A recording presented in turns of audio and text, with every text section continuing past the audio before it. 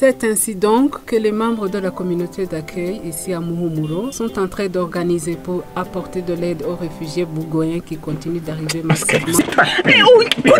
Radio kandi nanje nashaka kumviriza ayo makuru y'abanyabugo. Anje mfise uburenganzira nk'umukiriya kumviriza ibintu biyumvisha rwose. Urumva? Nanjye niburu, nanjye mfite uburenganzira nk'umugenzi. Ibi bintu bariko baravuga, ingene bariko barafata impunzi z'abanyabugo. We ntibiguhe icizere cejo. Reka tuvyumvirize. Ariko ibintu by'impunzi z'abanyabugo bengezaho ikiyone cyambara karavate. Do.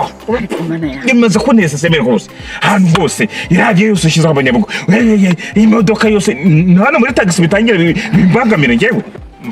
Ngewe ibintu by'impunzi z'abanyabugo ngiye mfite umuti wabyo. Umuti rwose bampa uburenganzira natanga umuti.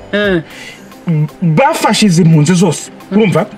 Bakaziruka zigasubira iwabo cyangwa bagafunga imfashanyo. Urumva? Ntiwongere kuba imfashanyo.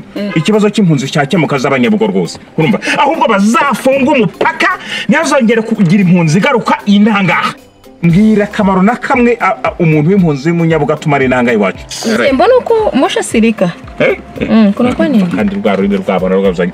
Shofe, ntumbwire ko umunyabugo. Basi ile ni ile tu. Mimi niko mtoto wa Bugo na niko mkimbizi. Mimi naishi kwa Muhumuro, mimi nafanya kazi ya ushoferi, niko shofera kwa taxi. Na hapa mimi nataka kubeba kwa nataka. Ngo ntaco bamaze. Subiramwo bya bindi bari kuvuga. Ariko umuntu azajya yikirira kugira ngo babirukane. Ariko atebya ugira ngo nukuri ko umuntu abayiganira. Mimi niko nauliza sasa utaenda na mkimbizi ama utajishukia kwa Nyine tugenda ariko tugenda. Tugenda. Abo bagomba kwirukana bakwirukana nawe.